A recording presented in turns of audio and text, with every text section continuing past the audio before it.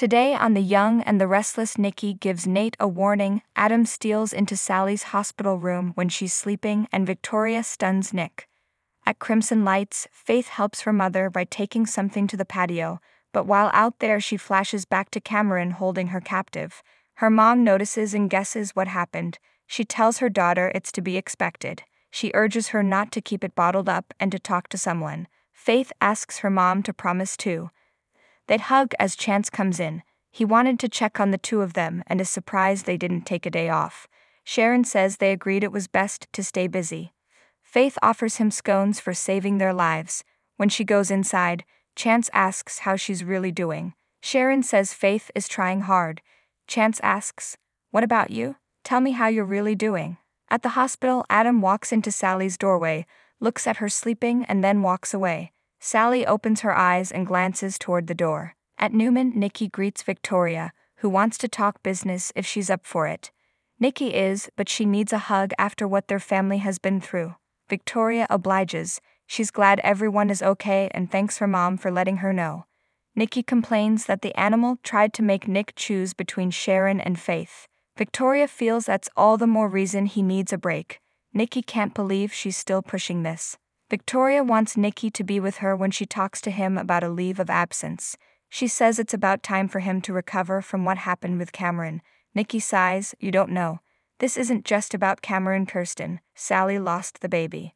Victoria's heart goes out to Sally, Nick, and Adam. She thinks Nick will need to step back from his duties at Newman to recover and spend time with his family and Sally. Nikki wonders if she's suggesting this out of sisterly concern.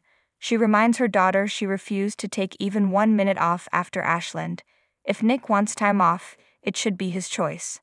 Nick arrives at the hospital and tells Sally he brought her a blueberry muffin. She thanks him. Nick asks if he can sit with her, and she nods. He asks, "Can I do anything?" Sally complains that Adam showed up this morning. It made her sick to know he was in her room. Nick begins, "Sally," she says, "No. He let our baby die." Nick's expression shows he has more to say. She snaps, "What?" Nick says, "Adam lost his baby too." Sally argues that Adam lost his child because he let her die. Nick says Adam was forced into an impossible situation. He knows how it feels because he faced the same thing. He updates her on Cameron holding Faith and Sharon captive and trying to force him into choosing who lives or dies. He couldn't speak. Sally learns Sharon ultimately killed Cameron and says, "I'm so sorry." Nick was just grateful he didn't have to decide who lived or died. Adam wasn't spared that. He faced the same black hole he did. I can't really fault his decision. Sally cries that her little girl even got to take her first breath. She deserved that and Adam took it from her. On Crimson Lights patio, Sharon tells Chance she's not ready for a big night on the town or anything, but she's doing okay. She's just glad that it didn't turn out worse. It's a little unnerving that she took a life, but she knows she made the right decision. Chance agrees.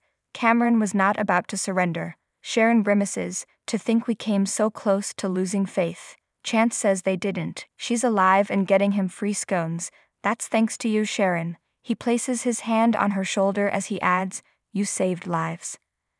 Adam walks in and rants at Chance. "The cops are never around when you need them but always show up for their donuts. Where the hell were you when Faith and Sharon needed you? I swear to God if anything had happened to them, it would have been on your head, Chance." Sharon makes a face and Chance nods and smiles.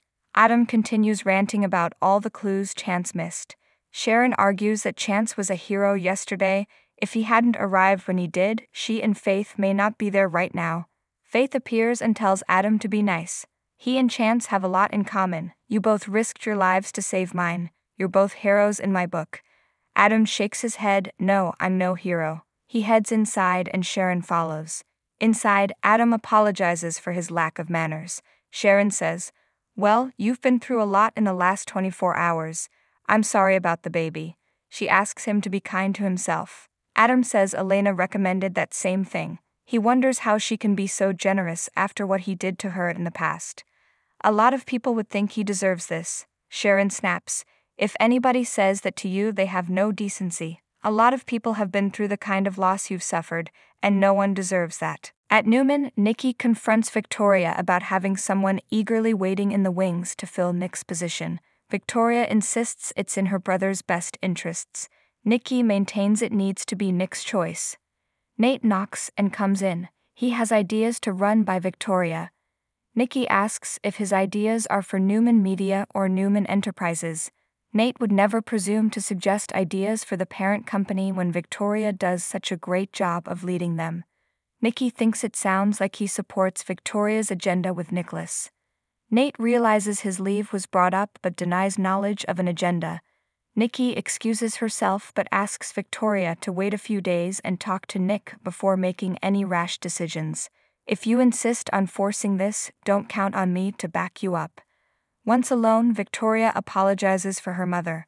Nate senses she's not keen on him picking up the slack. Victoria says Nick needs a leave of absence, and she's keen on bringing him into the bigger corporate picture. In the hospital, Nick asks Sally, "Did Adam know you felt this way before you went to the hospital?" Sally said things happened too fast. She wouldn't have let herself think things could end up like this.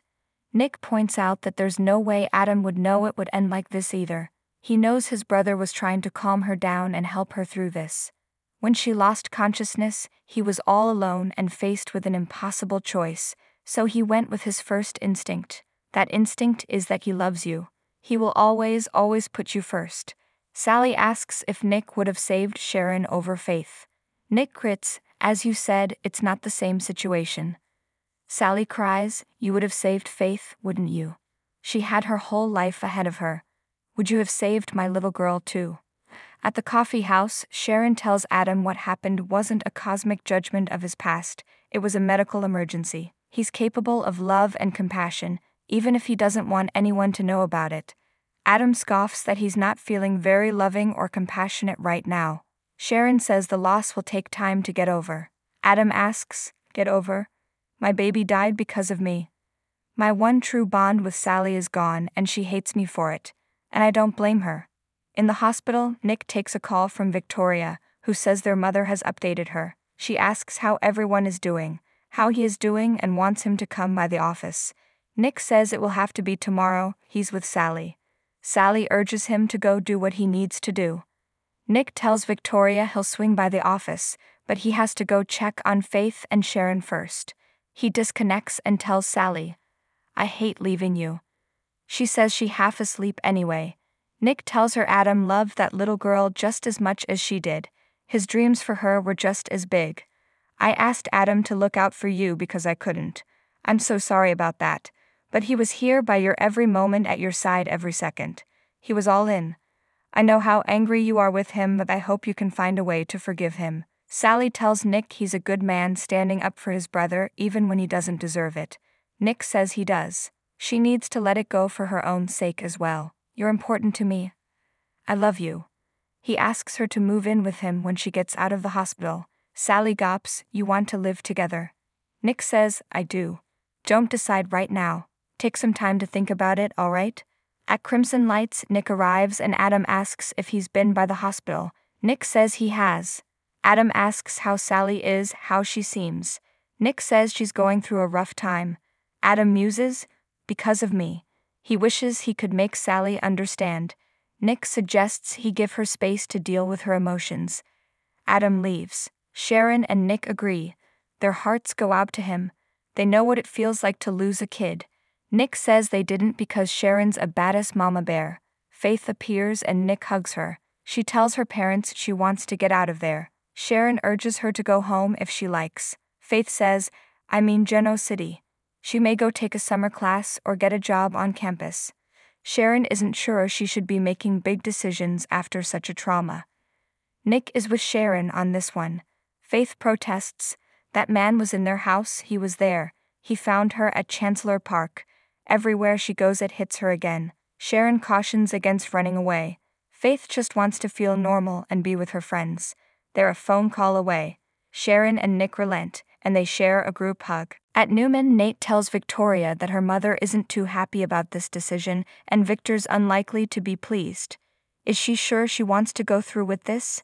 Victoria is giving Nick an opportunity to heal. Nate warns she'll have a battle on her hands if he sees it as a unilateral move to remove him as COO. Victoria has someone she trusts at her side. Nate will give her space and come back later with his ideas, which were, in fact, for Newman Enterprises. Victoria loves that he's always thinking ahead.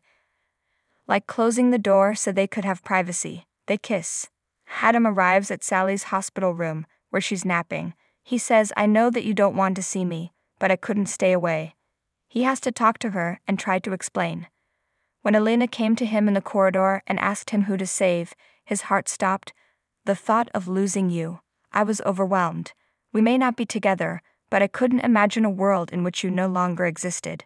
And when she said our child might not survive, I couldn't risk losing both of you." Adam sits down beside the bed. "Sally, you need to know that I dreamed of this baby. I loved who she would be. Our spicy little girl would have been as amazing and bossy as her mom.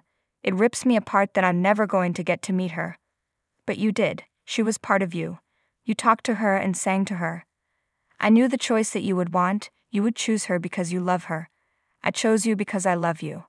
At Newman Enterprises, Victoria has messy hair and Nate rebuttons his jacket. She says she noticed him with Audra at the club last night. She seemed very energized. Nate says she's non-stop business. Victoria muses that they both know how interested she is in having more power at Newman. Nate thinks they need to keep her ambition harnessed and focused, and she'll be a star. Nick arrives and Nate lets them talk in private. Victoria closes the door and hugs Nick. She asks how he's holding up. Nick says Cameron's gone and Sally's devastated. It will take her a long time to get past this. Victoria thinks Sally will need his support now. She needs you. Your family needs you. Nick muses, "So much concern. What's going on?" Victoria says, "Nick, I think you need to take a leave of absence from Newman Enterprises." At Crimson Lights, Chance finds Sharon wiping away tears. She explains that Faith is going back to Ann Arbor and doesn't feel safe there. Chance assures her that her daughter will be okay. "And so will you." Sharon thanks him. She needed to hear that. Sharon walks over and says, "There's something you need to hear." She tells him Adam was wrong. No one blames him for what happened with Cameron. "My daughter is alive because of you. We all are, and I'm never going to forget that." She pulls him into an embrace. Nate spots Nikki at Society. She says she just heard very positive feedback about Newman Media in her meeting. Nate's pretty excited about their platform's latest project. However, Audra will be heading it up moving forward. Nikki muses, "So you're already shifting your focus to Newman Enterprises and Nicholas isn't even gone." Nate hopes she doesn't think he's out of line. She asks, "By hijacking my son's position?" Nate holds up a hand. "Nothing of the sort, I assure you. He's only trying to respect Victoria's wishes and do what's best for the company."